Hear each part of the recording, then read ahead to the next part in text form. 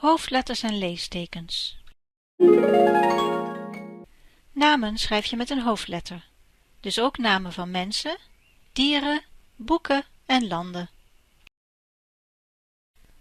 Ook aan het begin van een zin schrijf je een hoofdletter en aan het eind van de zin schrijf je een leesteken. Na een gewone zin is dat een punt. Na een vraag schrijf je een vraagteken. Na een uitroepteken. En bij een komma kan de lezer even rusten. Na een dubbele punt staat wat iemand zegt of denkt. Zie je aanhalingstekens?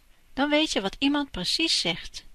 Het meisje zegt: "Heb je dat gehoord vannacht?"